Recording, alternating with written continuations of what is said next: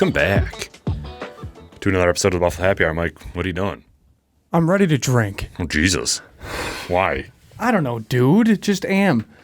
Why? What's wrong? Everything's fine. Everything's fine. Just Talk to me about it. trying to adult.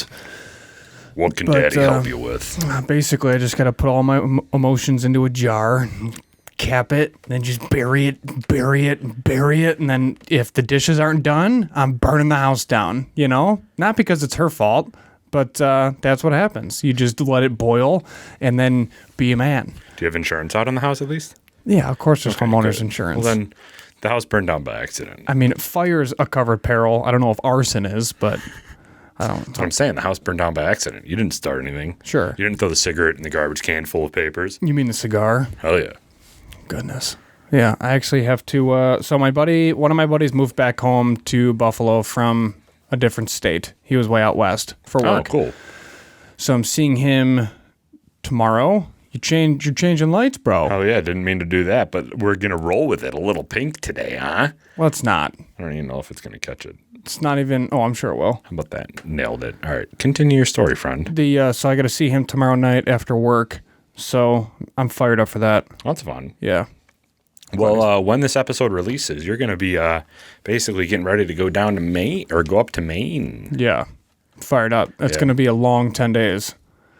But it's going to be a fun 10 days, right? Like all the stressful part's done for the most part, correct? Or no? It's been for like a year. Yeah. Hashtag postponement. But yeah, I mean, we're excited. We're fired up. Honestly, I just want to get there. So big news in my life for the weekly recap. I got rid of my truck. Whoop, whoop. I got a Dadmobile. I got a 2021 Blazer with I still don't believe it. 6 miles. I know. But yeah, so I'm excited to take that whip up to Maine. Nice little reliable brand new vehicular Why'd you do it? endeavor. If there was anybody in my life where someone was like, we're going to get rid of our truck and get an SUV, I would not have pinned that on you. Never. Why? But it made sense. The truck needed some maintenance. It also needed brand new tires. So because it needed new tires and some maintenance inside the wheel assembly, it made sense for me to take the trade-in value, which was ungodly high, just because of the current market with no trucks available at all. And then get into something new that had no maintenance issues at all, a better warranty, and just a better auto loan in general. So I basically swallowed my my pride and made the financially responsible move for the long term. So, I mean, realistically, the wife can take over this loan in a couple years, and then I can go out and get another truck. It's not a big deal, but You want a truck again though? yeah. I mean, there's always a reason for a truck, and a truck is one of those things that once you have it, you miss it when it's gone, just because that's how it is. Having an 8-foot bed is just a game changer in the life of being a man. So, yeah, it's very practical. Yeah. But it is what it is. So I'm just ready to get to Maine, and then right after Maine, I'm home for half a day working. Basically, Really? yeah, I got to work that Friday because I come home on a Thursday. So I'm there Thursday to Thursday. Then I come home for a day and I work because I'm not taking that day off because vacation time with the honeymoon and everything else. So I have to work that day. So I'm working, and then I'm leaving after work and then driving downstate to the biggest apple of all apples and staying in Long Island for a mega fan's wedding. So I'm gone for that weekend, and then I come home let's Sunday. clarify. He's your friend before he was a fan. Like, we're not getting hit up to go attend fans' weddings. Like, he's your friend. He's our mega fan. But it's not Correct. like he reached out to him and was like, hey, Mike, I listen to the podcast all the time. I want you to come to my wedding. Like, it wasn't like that. Correct. Okay, Yeah. good. Him and I deployed together. Sure. So there's a very serious relationship there prior to the podcast forming. But yeah, so I'm fired up for that. It's going to be a really good time staying at his house. I would have just take the day off, man. Just drive from Maine down. It's so much easier. I can't though, because I got the dog, I got the wife, Oh, yeah, that's true. You I got got the all dog, the too. stuff. I got to drop it bringing all Sam off with you? anyways. To Maine? Yeah. Of course. What are we going to do for a week and a half? I don't know. Have someone watch him. No. Dude, he's in the wedding. Oh, really? Yeah, that's our little fur baby, man. He loves Maine. Swims, hangs out, picks up sticks with me in the morning before everybody else is awake. How does he do on the drive down? He's fine. He sleeps. Really? Yeah. And then obviously we stop once or twice, let him out. But no, he's great in the car. When you had the truck, did you take the truck up whenever you Maine? would go to like vacations or anything with Sam? Or no? No, the furthest I drove the truck, I went to Albany and then I went to Tupper Lake in the truck, but he wasn't with me. I was alone. And that was the furthest I drove in the truck outside of work, which for work I had the truck during the pandemic. So I think I put 42 to 45,000 miles on my truck during the pandemic because of work. I didn't get out of my truck. All I did was drive. I was so busy at work. What were you doing in the truck? Like I would Hauling- get so bored. Well, I mean, I was just hauling stuff for work. So I would listen to podcasts, listen to music, have epic dance parties, but I'm so used to that now it's just kind of, if I don't have to drive more than 20 minutes, it's like a blessing and a godsend. Yeah. And it doesn't even feel like I drove anywhere. So I think that's partly why, too, I'm always early to things because I'm like, it takes half an hour to get there. Sure. So I'm just so used to sitting for 30 minutes to drive anywhere when it's realistically a 12-minute drive. Dude, back when I used to work in Rochester and like Syracuse every once in a while, I enjoyed it for like the first 2 times, but then I just got so sick of it. Like there's only so much music you can listen to before you're recycling the same albums and you want to drive off the road. Correct. Yeah. I don't know how you do it. I just basically stick my head out the window like Ace Ventura and try to catch some flies and see if that keeps me awake at least for a half mile. Do you play any games when you are driving? Like how many red cars can I spot? I don't know. Do people play games anymore when they drive?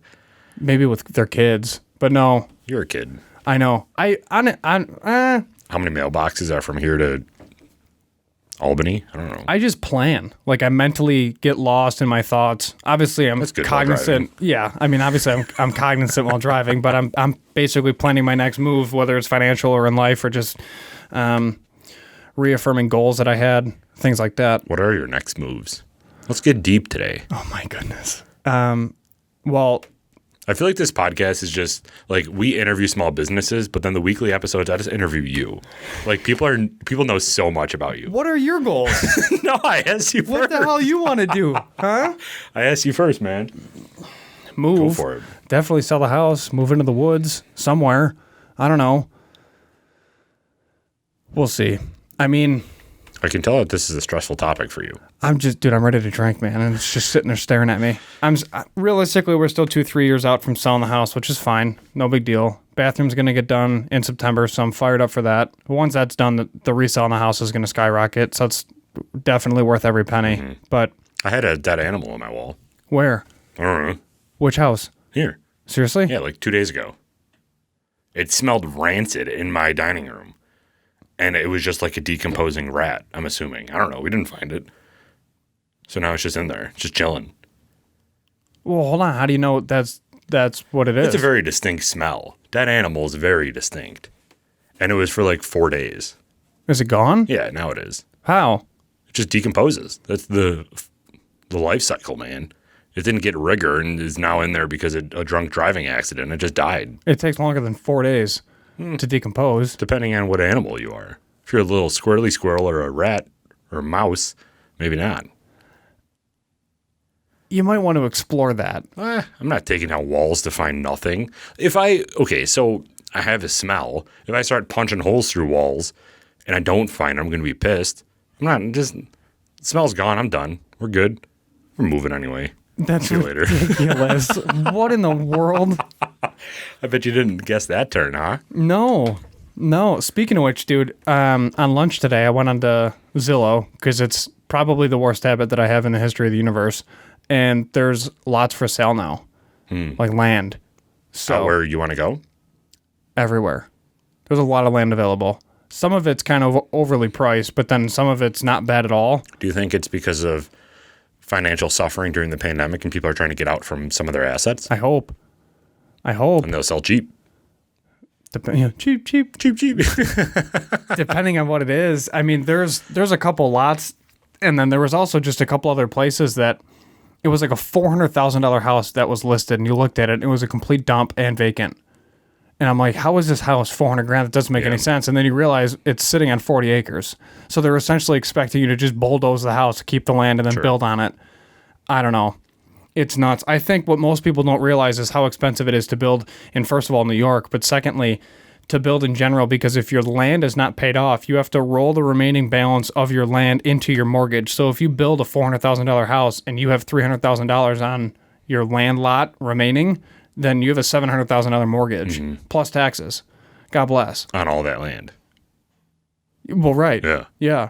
So the property tax isn't going to be too bad, but when you have a $700,000 overall mortgage that includes your house and property and school tax, it's just Right. Bless you. yeah. You better How much figure that out. This is going to kind of be, and I have to learn to phrase questions to you differently because of the whole "it's necessary" response. So I have to make sure that I don't ask stupid questions, even though this is going to be a stupid question. How much land is too much land for you to buy? Like realistically, would you buy 20 acres? Yes, without a doubt. No questions 100 asked. acres? Like how much is too much land? Because there's also an aspect of, I mean, you're different because you would hunt in your backyard and do all that stuff. Correct. But like for me, I wouldn't buy more than maybe 10 acres. Really? Yeah, because I don't have any need for it. I don't want to maintain it all. Yes. It's a lot of friggin' work, man. But again, it depends on what it is. If there's woods and you own them, you don't maintain that. I mean, Well, you shouldn't if you're in California. Hashtag wildfires. To a degree, out here you would maintain it just because you could log it, you can regrow it. You want to basically kill if you have like a dead ash tree, you want to get that out. If there's beech wood, you want to get that out. Yeah, see, like I wouldn't know what to do. Like 10 acres is just like, that would be my absolute max. And the only reason why I'm saying 10 acres is because there's a house in Hamburg that is on 8 acres and I would love to live there. Outside of that, nothing. Yeah, I mean, the most that I would do is probably 50 acres. But I would love 10 to 20 acres. Love it. And my house would be in the middle, and I would just hope that the acreage doesn't go straight back in one little line. It's all encompassing, and then I can just put my house right in the middle. Kind of like when our party that we were at over the weekend. The guy behind the house that was living there, the area behind it, they said that he was smack dab in the middle with 5 acres all around him. Yeah. That's pretty sick. That's the goal. That's the goal. Yeah. Because then you're not worried about neighbors. You have your own little lot. You can do what you want with it. Wouldn't your kids be socially awkward, though, if you don't have neighbors? No, Like, I dude. feel like the way that I grew up was being social around people in, like, a cul-de-sac. Like, that's a level of socialization that you don't get if you live out in the country. That's why people out in the country are racist and all that shit. It's because they don't get socialized with people. You know how many people that I know that are from the country that are super social? I understand that, Mike. It's but there's also because, people. too, in Buffalo, yeah, I mean, if you're talking like the outskirts of the Carolinas, yeah, for sure. But in Western New York, that's not a thing because of the public school system. You can live in the sticks and then still go to a great school district, and then that's where you socialize is the public school bus. That's where you learn. Oh, yeah. That's where you learn what the real world is. But sometimes the school districts are suspect, too, once you get out there. Like, there's some weird school districts, man. Like what? Bring your lawnmower to school day. It's like, what are you... Yeah, that's amazing. God. Nothing runs like a deer, brother. That's it. You just get to school. My school had that. And, like, bring your snowmobile to school day. It's like, Yeah. all right, can we stop? Yeah, your school had like a cult following with Native Americans. Where's Clarence? Yeah, I know, really. Where's Clarence? There's some sticks in Clarence, too. Yeah, I know. The Clarence Center's out there, man. But, like... You got a small airport, and that's about it. But don't you remember growing up, like, you had friends around your mom's house, and you were playing with them and stuff like that? Yeah. Like, you don't have that. If you're sitting on 50 acres smack dab in the middle, your kid isn't going to walk 25 acres to go hang out with his friend. It's not going to happen. You know what I did when I had my friends? We went to my direct neighbor's house and stole his tractor and drove it into the barn. That's what we did. Yeah, well, there's not anybody around you for like 45 minutes if you have that much acres. So you're not going to do that. There's places, man. There's places. When I leave work, I don't want to talk to anybody or deal with anybody. I just want to go to my little compound and But live your my kids life. is going to want to. Your child will want to. My kid's fine. My kid's going to be Kelly. They're going to be born with social norms inside it. Plus, they got me screaming at them. They're going to be fine, They're going to want to be around people just for the security aspect of you.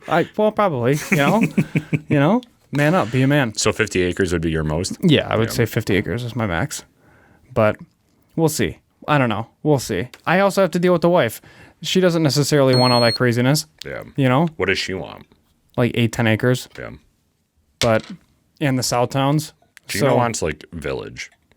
Yeah, no. So we're going to have to compromise there. We're already compromising. We're talking about getting some acreage out, but where it's like a 5-minute drive to the village of Hamburg. That's what we're thinking. You know what I would like? House and then a hunting cabin somewhere far out.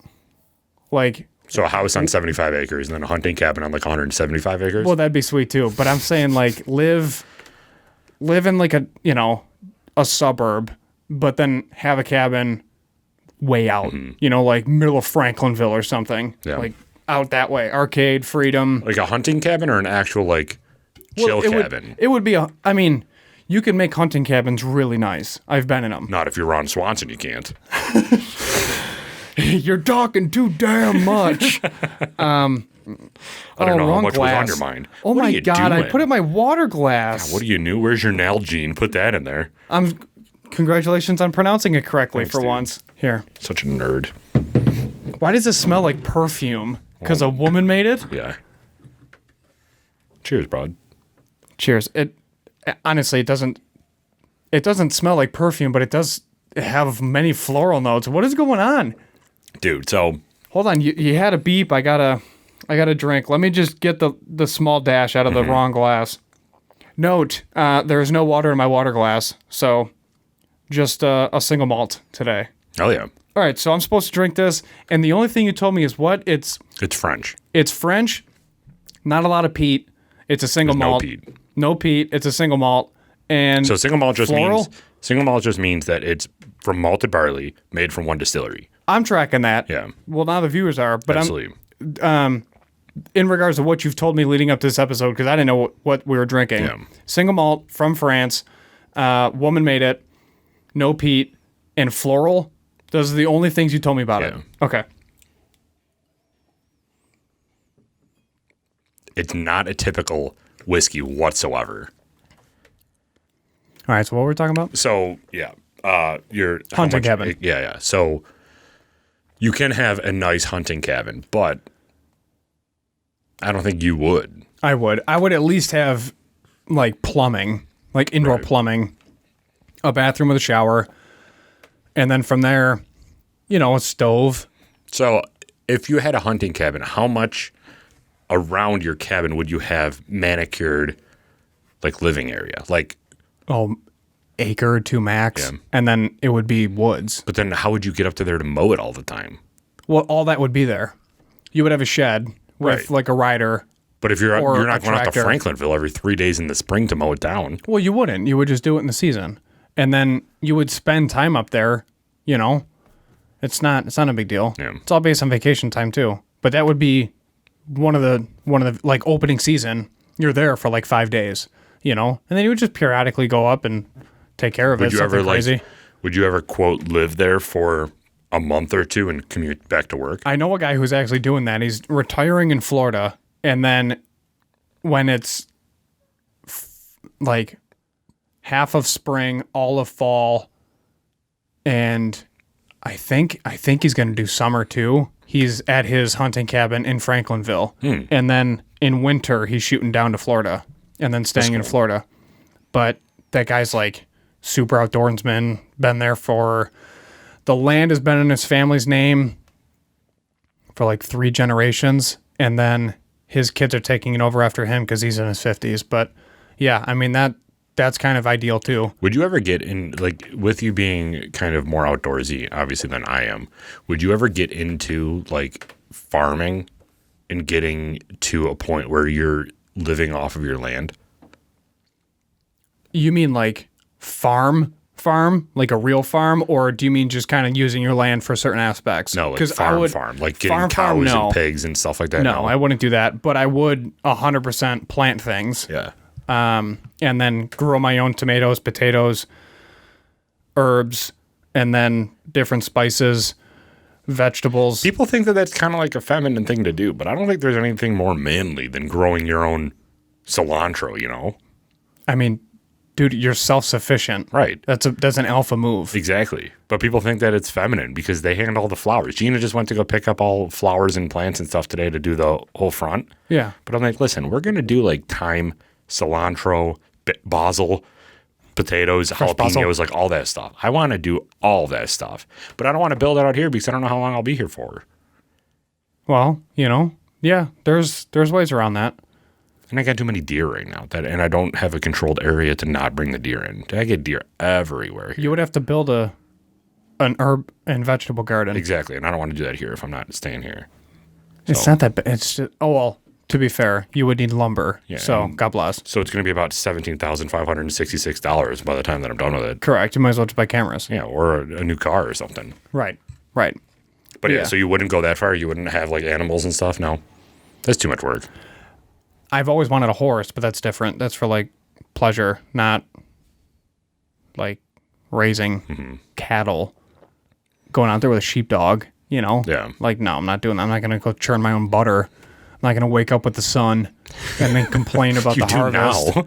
I mean, yeah, but that's different. I wake up to go work out to then go to work, not because I have no time after work. It's not I'm waking up to then till a field all day, There's something admirable though about that. I wish I was. Yeah, we wouldn't have food if those people Right. didn't do it. I wish I was more able to do that. Go ahead. Go volunteer. I can't. I don't have any time, first of all. I work like 70 hours a week. You also wake up like, after the sun. Not really. Poser. Yeah, okay. I wake up at 6 o'clock. It's Yeah. easily earlier than most people. But yeah, I don't know if I would want like cattle and everything. That'd be weird. That's too much maintenance. If I was in the Carolinas or Tennessee, I 100% would have like one or two just because you get an insane tax break. Granted, you still do in New York. It's just different down there. Even one cow, you save thousands. Yeah. It's great. They should advertise that instead of Geico. One cow will save you $50 or more on your car insurance every month. Could you imagine?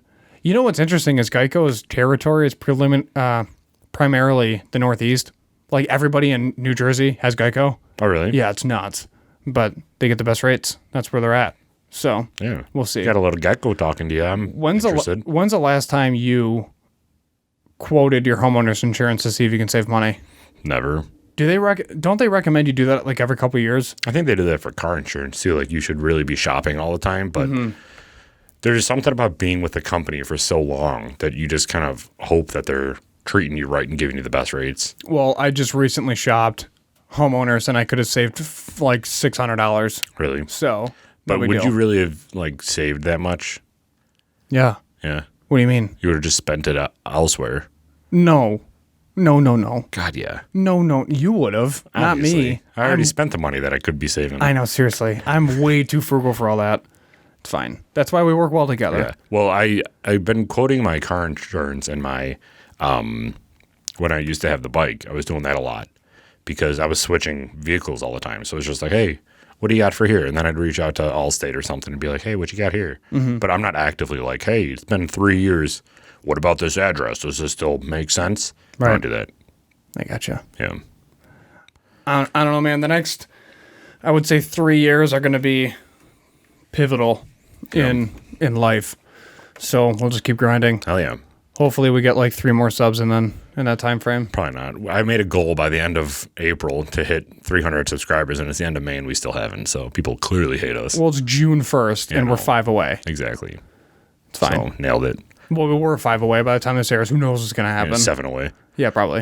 So what did we do this weekend, man? We had a fun time. We had a whiskey tasting out in Eden yeah. with our friends over at Crooked Lamppost Brewing. Again, thank you so much for that invite. We did have a good time. There was a neighborhood block party that was out in Eden. We got invited to do a whiskey tasting for that event. Most of the 2 neighborhoods that are next to each other are musicians. So they have a massive festival, I guess you would call it. Westfest, man. Yeah, where they have musicians and a couple different vendors. There's, obviously Crooked Lamppost Brewing with the beer. We were involved with the whiskey. And then they brought in another guy from Rochester who was friends with one of the neighbors inside that neighborhood who makes his own pickles. Which were delicious. Really good. So expect something with him in the near future regarding an interview. So we're excited for that. So we showed up, had our own tablecloth. If you've seen it on Instagram, it was a good time. We had 4 to 5 different representations of whiskeys to choose from, one of which was Irish whiskey, authentic Irish whiskey, and then 3 local options. We had 4. And then really good food, really good people, really good music, and it was just a nice evening. We got there at about 3:30, set everything up, and then we stayed until about 8 o'clock and shot home, and that was it. Oh, yeah. People had a nice little tasting event with us, so that was fun. Really good time. Felt official doing it. Did you? We talk about this all the time. It's crazy how much we know about all this stuff that we don't give ourselves credit for. Because we can talk ad nauseum about especially the 4 products that we had there. Yeah. We could go on rants. And we were in front of an audience that was asking questions that were relevant to what was on the table. Mm-hmm.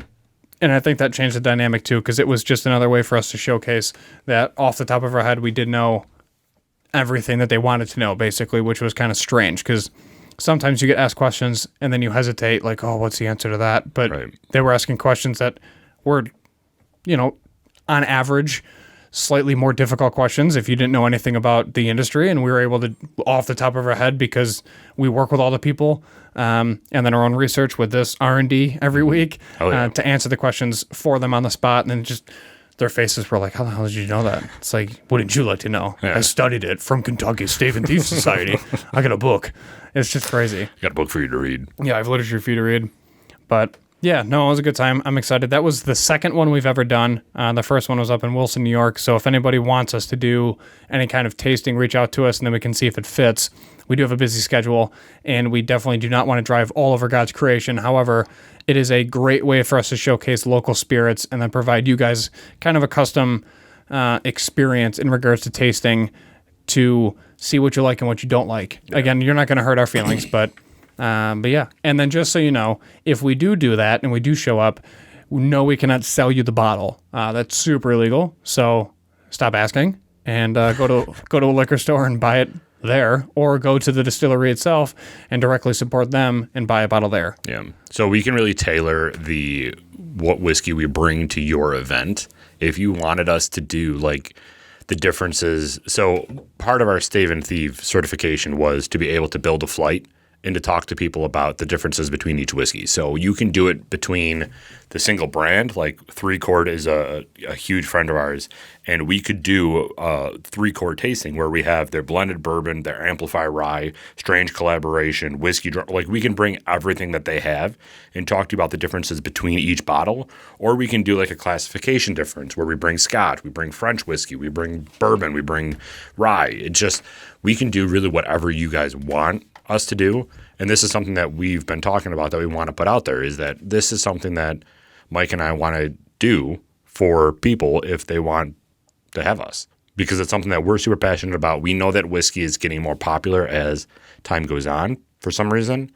And this is just a good way for, if you guys do have some idea of doing this, bring in 2 guys that know what they're talking about and we'll sit and talk everybody's ear off. That's one thing I will say is we're very friendly people when we're out in public. Like there's some people that know us that watch this, but we're not those like bums that are sitting away from everybody and like not talking. Like we're a riot. Our going rate's $10,000 an hour. Correct, so obviously we're pay for these cameras somehow. Right. So we've got to make sure that people are getting the best from us. Yeah. But no, honestly, first of all, we're not $10,000 an hour unless you want us to be. We're not going to say no. Yeah. But you tell us your price, and then we'll see how high we can go from there.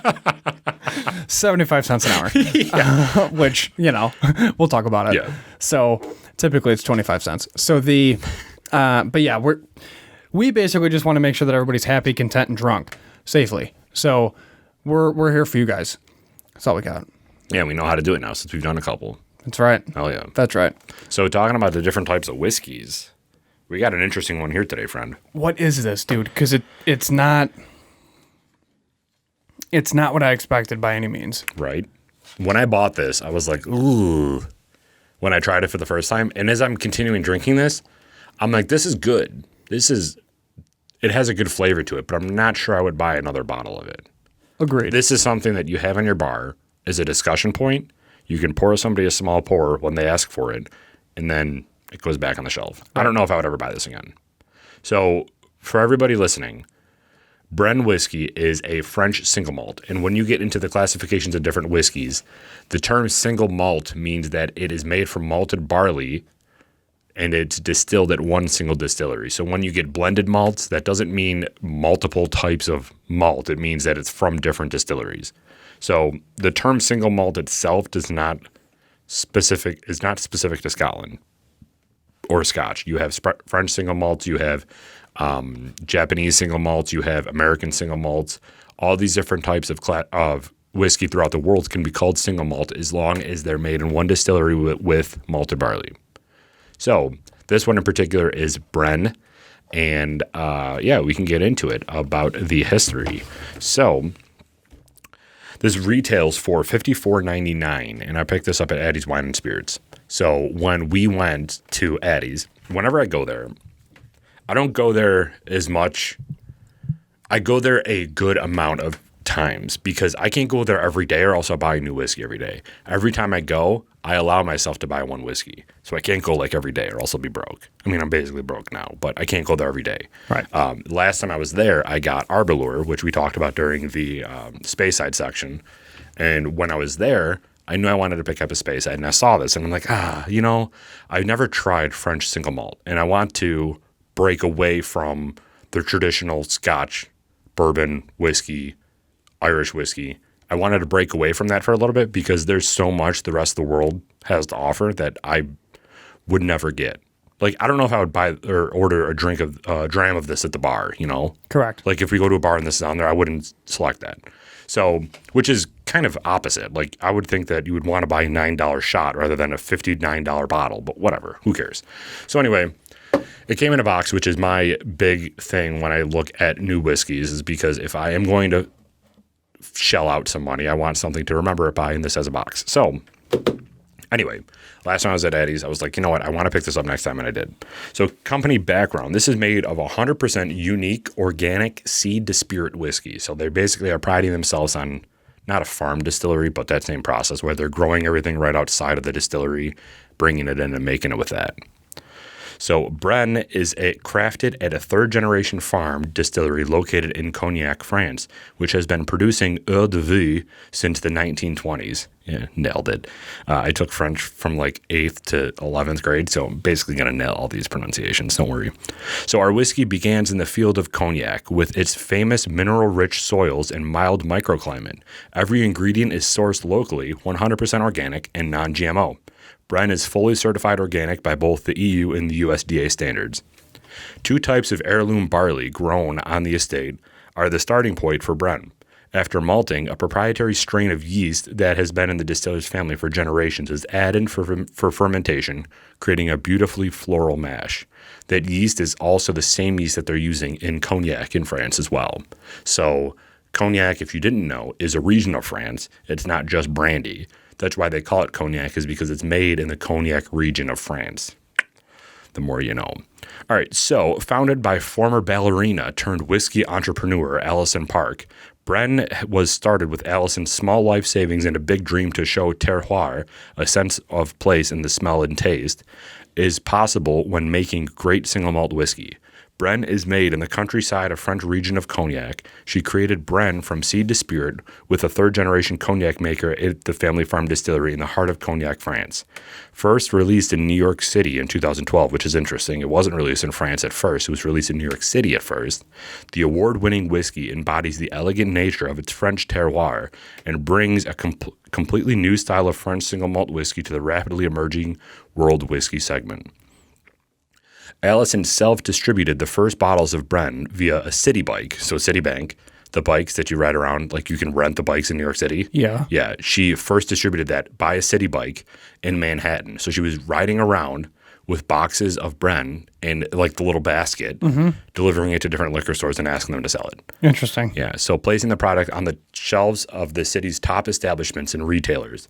The flagship Bren estate cask sold out within 2 months, and Alison expanded distribution then to 35 states and France over the next few years. Her second expression, Bren 10, was introduced in October 2015, only about 300 cases of the limited edition 10-year-old single malt whiskey was available each year.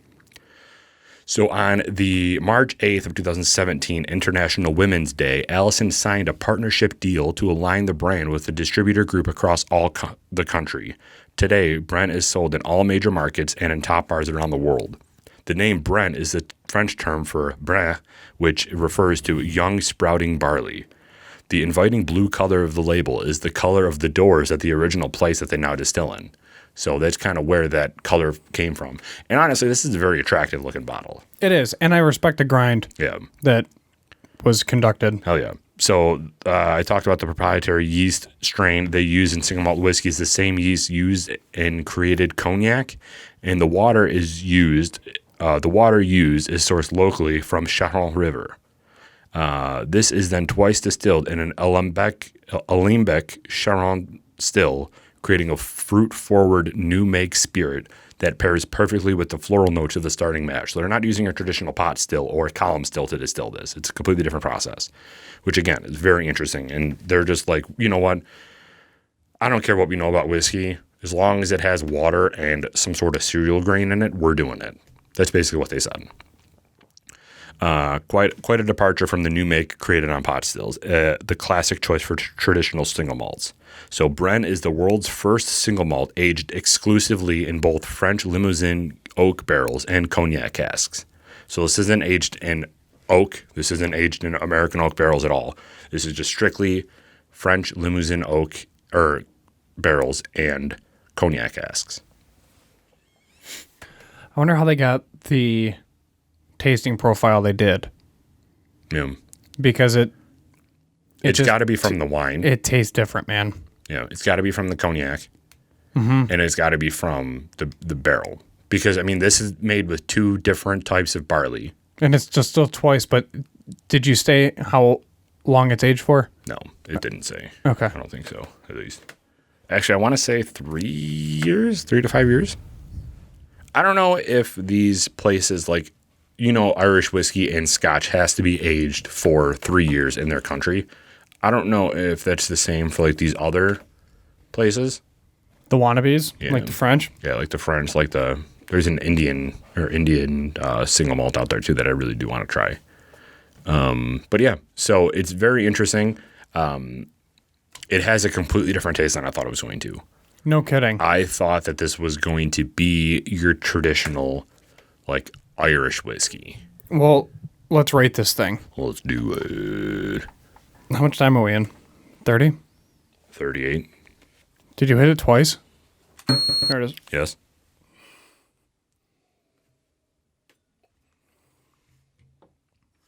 Label branding A+ for me. I like the color. I like the packaging.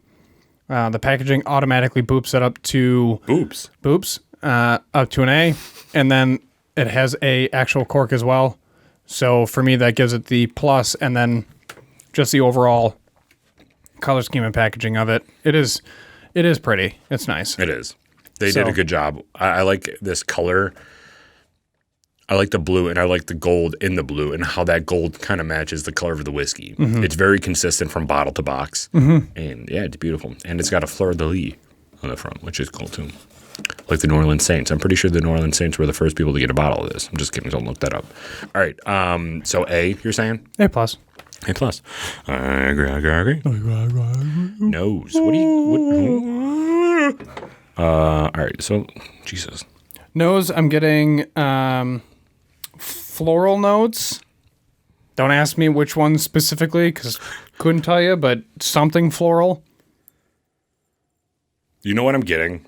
I'm getting the smell after a dental cleaning. Okay. I like that a lot. I'm getting, you know, those gum that are like pink squares and they become hard after like 4 chews? Yes. Like the bubblegum square? Mm-hmm. That's what I'm getting on the nose. Yeah, I'm with you. And then you can kind of get like a strawberry, like a strawberry gum. I don't know if they make those types of gum. It smells like gum and fluoride. Yeah. And then you kind of get some ethanol senses If that makes any sense in the world, probably not. But it kind of singes your nose a little bit. So you're like, oh, okay, it is in fact alcohol. It's only 80 proof too, so it's pretty light. Yeah. But that's about it on the nose. Nose, I mean, a B. B, yeah. I agree. Initial taste. I agree times 3. That's what you say when you're lazy and you don't feel like texting me. I agree. Because we do text each other these same things that we talk about on the podcast. Because we're pathetic. Yeah, we are. But yeah, I agree X3. I hate it. It bothers me every single time, but you still do it. Whatever. All right. So we said B for the nose. Yeah, initial taste. You're getting the gum, like that old school yellow wrapper, little small cylinder brick of gum that you would get in like a piñata or some really cheap neighbor on Halloween. Yeah. You're getting like a light or a ripe strawberry too. To me.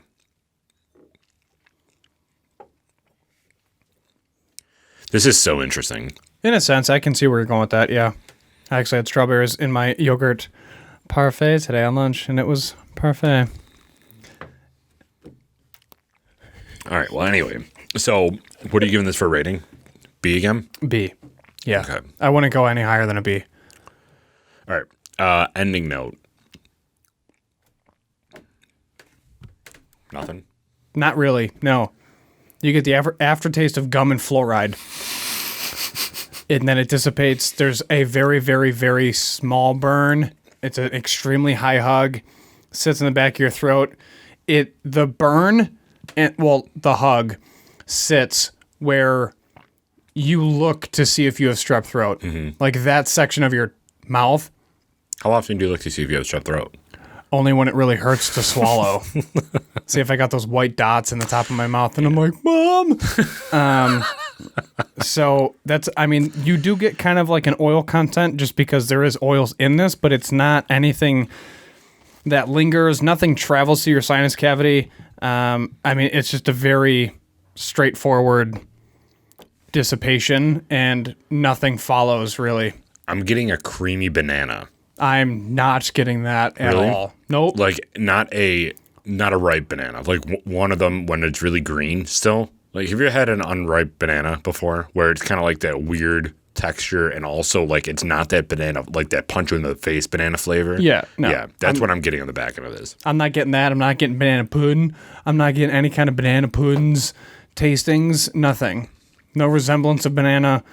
Not even a close. Nothing about Maybe banana. like a banana yogurt. I'm getting a lot of banana on the back. Like it's after the gum settles and it's kind of on the roof of the mouth and on the back end of the taste buds. That's what I'm getting at. It's faint, but it's present for me. Yeah, goodness gracious. Yeah, but for me, it's more of like the gum aftertaste. Your gum tastes like banana? No. That specific gum. Yeah. The one in the yellow wrapper that's a little small cylinder. Dissipates what is it called? after 4 chews. Is that Bubba Yubba? No, or Yubba Bubba? I think it's just bubble gum. Like the original bubble gum? Yeah, the atrocious pink one. Yeah, with the yellow wrapper. Yeah. It's a small cylinder. Yeah, that gets hard after like 4 chews, and you're like, why did I put this in my mouth in the first place? Yeah, that's literally what this tastes like. And then the ending note tastes like the aftertaste of that gum. That's all I'm getting for it. Ending note, I'm gonna same thing. B. Yeah, B. Yeah, I would not buy this. Yeah. Okay, so final rating. Give me that countdown. 3, 2, 1. 72. 83. Really? 72 and 83? Yeah. That's all you, man. I don't know. 76. I don't know the average. It's 9 points difference. So 4.5 plus 72 is 76.5. All right, I was close. You were. Look at that. Right? All right. Yeah. All right. I was half a point off. There you go. Nice. I'm surprised that you gave it that low. This really doesn't do anything for me. Yeah. On the way out, I might grab some grass clippings and gnaw on them for a little bit. To me, it's more the story as to why I bought this. I wasn't expecting munch. I wasn't expecting much because it's the French. Munch and lunch together? Yeah. But I wasn't expecting a ton. I like Scotch way too much. And this, I was thinking it was going to have some characteristics. Dude, every time we record, there's sirens outside. Every single time. You know? I thought this was going to have some characteristics of like the traditional single malt that you have. Yeah. Even American single malt tries to mirror Scotland in some aspect. This is completely different from absolutely everything.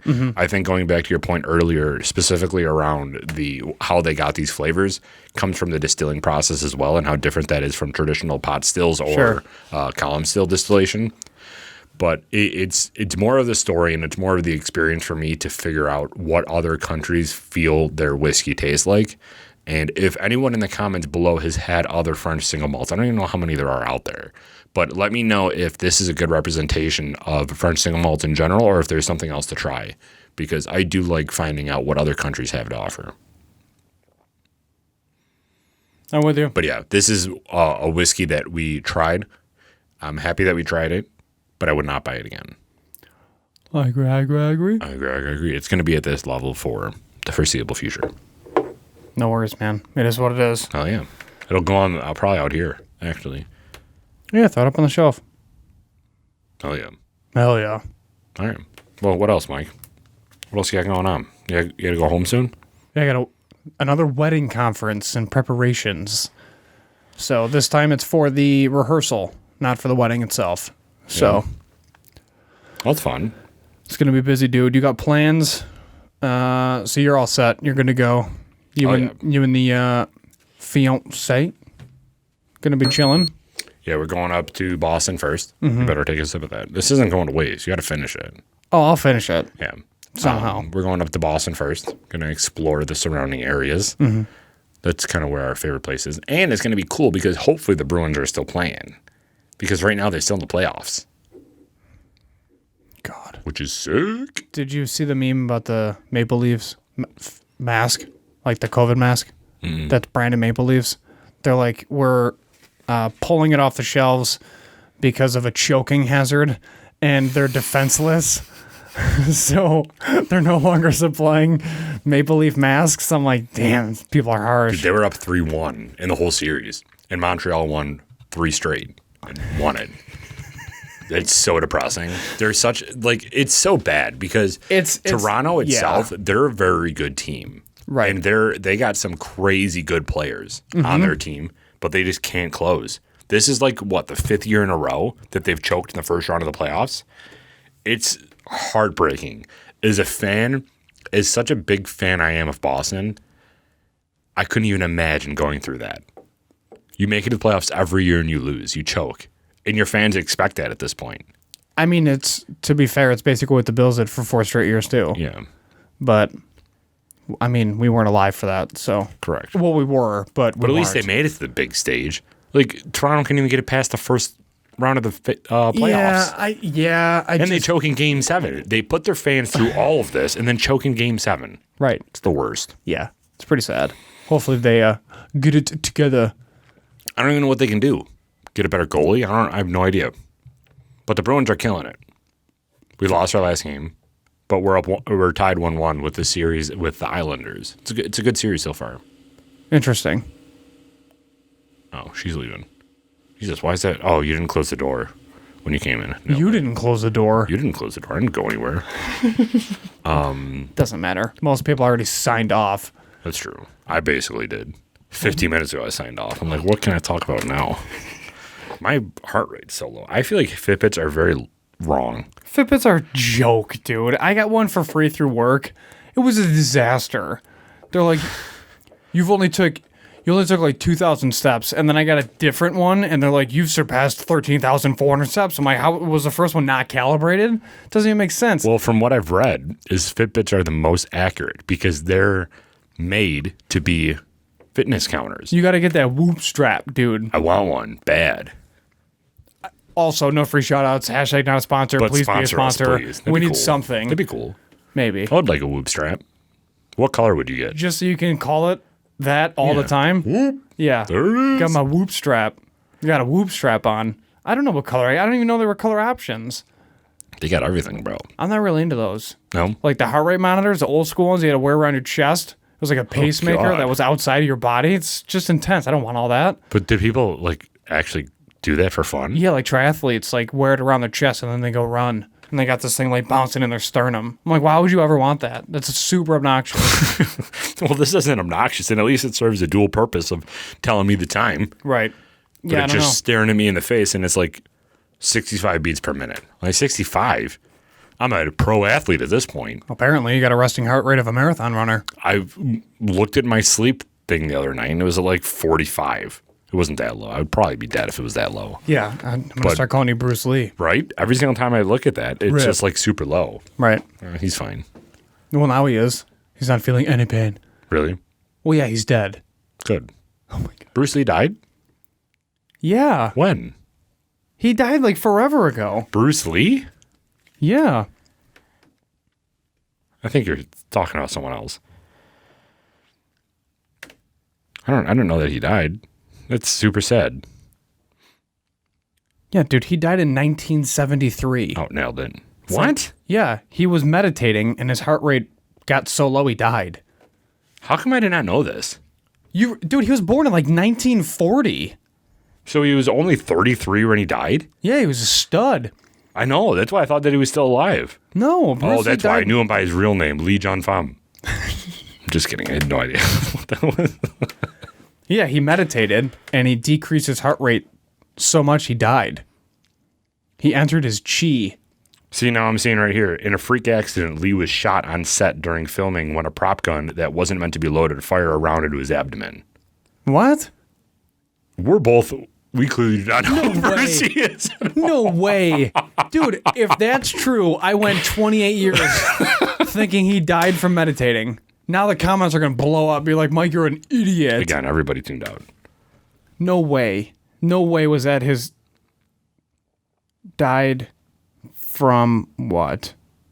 Yeah, Wang Jackman was renowned Chinese martial artist and teacher. He was best known for his controversial duel with Bruce Lee in 1964.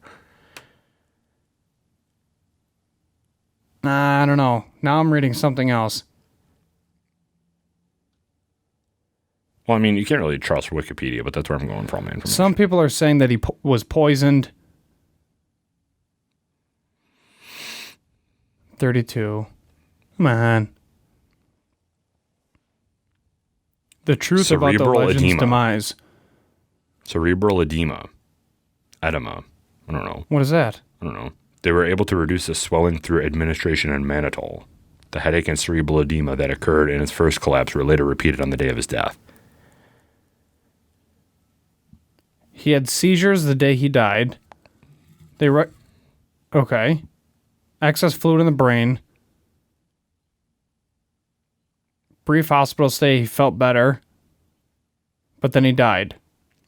On his release, he promptly resumed his usual fitness regime and continued eating his usual diet, a strictly enforced combination of veggies, rice, fish, and milk that excluded all baked goods. Okay, so here it is. At the 1975 San Diego Comic-Con convention, Lee's friend Chuck Norris attributed his death to a reaction to the combination of muscle relaxant medication he had been taking since 1968 for a ruptured disc in his back, the antibiotic that was given for his headache on the night of his death. So maybe you saw muscle relaxant, and you thought meditation? I don't know, dude. I thought the dude was still alive. So What are you reading right now? What source? Wikipedia. So it's not Oh, I'm on allthatinteresting.com. I'm sure all this is false. So they're saying that at 7:30 in the evening, shortly before they were due to depart, Lee complained of a headache. Ting Pai gave Lee a common painkiller containing aspirin and a tranquilizer. After taking it, he went to lie down. After a few hours, Lee didn't come down for dinner. Ting Pai went up to check on him and found him unresponsive. She called Chow back to the home, and he attempted to wake Lee without success. They were forced to call a doctor, who spent 10 more minutes attempting to revive Lee. Unable to recall the martial artist to consciousness, they sent him to a nearby hospital in an ambulance. By the time the ambulance arrived at the hospital, he was dead. So, OD? So nobody knows. Same with Michael Jackson. It Nobody knows showed how he no died. external signs of injury. An autopsy was performed revealing that Bruce Lee's death was the result of severe brain swelling. A buildup of fluid had resulted in a 13% increase in brain size. There you go. Chow claimed that Bruce Lee's death was the result of an allergic reaction to the painkiller he had been given, and the autopsy report seemed to partially substantiate his claim. The coroner officially ruled Bruce Lee's death the result of a second cerebral edema brought on by taking I don't know, I'm not a pharmacist. He called... Hydroxychloroquine, probably. Yeah, really. He called Lee's end death by misadventure, which, unlike death by accident, implies that death occurred due to a dangerous voluntary risk, though Equagesic was not generally considered dangerous to take, though several subsequent investigations backed up the coroner's report that didn't stop a flood of conspiracy theories. So, yeah. Medication due to pain in his head Perfect. That's why I don't take medication. ended up killing him. Well, essentially, he died. Well, yeah, an allergic reaction, but he had brain swelling anyways. At 32 years old. Fascinating. Yeah. We're like basically there. We're almost at 32. I was thinking of Jet Li when you said Bruce Lee. Oh, no, Jet Li's still alive. Yeah. That's why I thought that I was so shocked when he said he was dead. Mm-hmm. But I also thought probably Bruce Lee was, I don't know, dude. I'm not that smart. I don't know why people think that I'm smart. I'm very good at faking it until I'm caught. And then I'm like, I don't know where I got that information from. Well, it's pretty common. Anyways, thank you all for enjoying this ride. We appreciate any and all support. Your shot. You got to finish your whiskey. I just took a sip. You got to finish it on air. That's how it goes.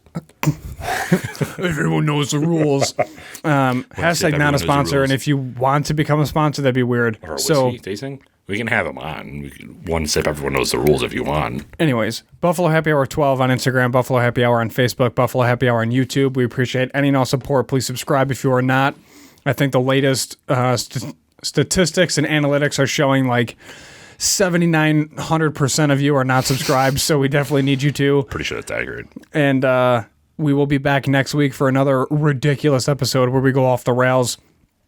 And we do have some interviews coming up to continue our Friday uploads of special interviews with businesses and other people in their respective industries that are quote-unquote not necessarily maybe experts, but by far more educated in their industry than we are. Well, so that's we'll literally talk to everybody that we would talk to. Correct. So we'll just talk to them, and then we'll go from there. Yeah, and also tonight you're already too late by the time that you're listening to this, nerds. But the first of the month post happened the day that we're recording this, June 1st.